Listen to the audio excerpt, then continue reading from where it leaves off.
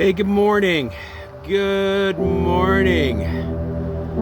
Do you ever feel like your prayers don't really make a difference? So why should I keep doing this if nothing is really ever going to happen? Why should I keep praying? Well, Jesus gave a parable on this very topic in Luke chapter 18, verses 1 through 8. We hear Jesus say the words, "Pray and not lose heart." So Jesus often taught in what is called parabolic form. About a third of all of Jesus' teaching was done in this style, and a parable is a simple story used to illustrate a moral or spiritual lesson. It is a simple story to convey a much deeper meaning or moral lesson. So parables used to teach or explain or illustrate a concept, a principle, or a truth, particularly in a memorable or engaging way. Jesus would often use these parables to elicit an emotional response from his crowd, like the prodigal son and the good Samaritan. These were hot button topics in Jesus' day, and he used parables and used this method to engage his listeners.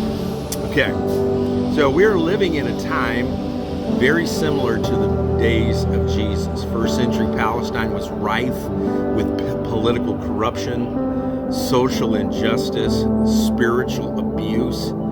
Today, Christians looking to gain influence and favor have pledged their loyalty to Babylon.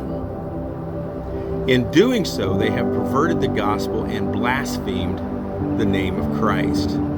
The Roman Empire was morally corrupt. The list of debauchery widely practiced and accepted throughout the empire is too long to mention. Suffice it to say, it was pretty bad. And we are witnessing the decay of the foundations of our society on many of those same issues. So it's easy to feel overwhelmed and think we are absolutely powerless to change anything. And we argue, why even try? What's the point? Things have progressed to a point that they seem irreversible.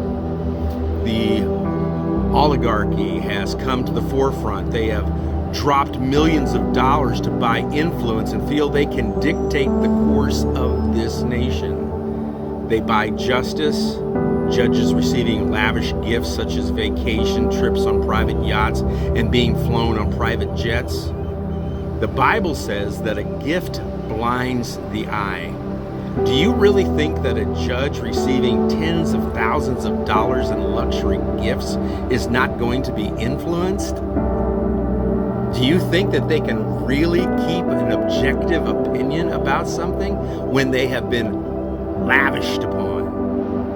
The oligarchs are dropping hundreds of millions of dollars into elections to get what they want in office.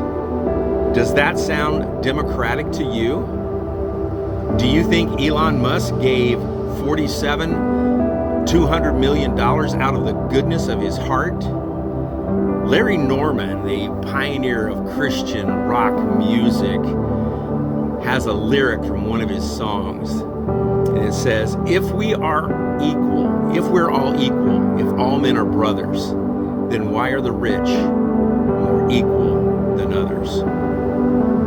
We are beginning to see things that are worrisome. Legal residents in our nation being forcefully swept off the streets, thrown into a vehicle, arrested without being charged, falsely imprisoned without due process, simply because they exercised the rights they were guaranteed as legal residents. Are we witnessing the first signs of our nation being transformed into an authoritarian state? God forbid. So what do we do?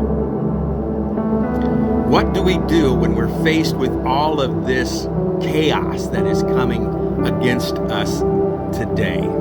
Because I believe there's two churches out there. There's the real church, and then there's the church that bows at the altar of Babylon, the church that has forfeited biblical truth to gain political favor and power. That's the false church. So we of the real church, we must pray and not lose heart. We must pray and keep on praying. In the parable Jesus shares in Luke 18, the story tells of a poor woman, widow woman, and this woman had suffered a great injustice. Though the parable does not tell us her circumstances, it's obvious that there's no husband or family to help her. She is alone, defenseless, impoverished. She is without influence and without an advocate. The only recourse she felt that she had was to go directly to the judge and plead her cause. He ignored her, but she kept going back and going back and going back and going back. She was still ignored each and every time. How long this goes on, we don't know. We don't know how many days she went to see the judge and plead her case. We can only speculate that it was a very long period of time, that she done it enough that she began to wear the judge down. Now, the Bible says that the judge was described as unjust and a man who had no fear of God or man, and he could be a cold-hearted individual and possibly on the take. He's probably used to being bribed. But for some reason, this man that could not be swayed to do anything, that seemed unconcerned, he caved to this woman's demands. He caved. If the unjust judge did this for her, how much more can we expect that the righteous judge will do this for us? So what do we do in these times of political insanity in our nation? What do we do? What do we do when we see the Church of Jesus Christ compromised for love of political power and influence? What do?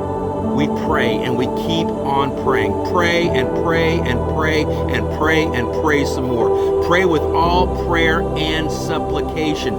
Pray in the Spirit. Pray with hands lifted up. Pray on your knees. Pray standing up. Pray sitting down. Pray on your bed. Pray in the car. Just pray, pray, pray. Pray in the morning. Pray at noon. Pray at sunset. Pray at midnight. Pray and not lose heart, because God sees you, God hears you, and God loves you. If you want to see injustice destroyed, pray about it. If you want to see the oligarchs humbled before God, and I do, pray about it.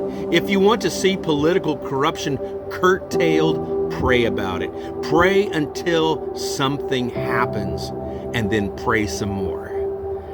Prayer is the most powerful and underutilized weapon at the Christian's disposal. We have not because we ask not. And when we do not ask, and when we do not ask, we are not asking correctly. And that's another lesson in itself. So utilize prayer and not lose heart. God bless you. Have an awesome Monday.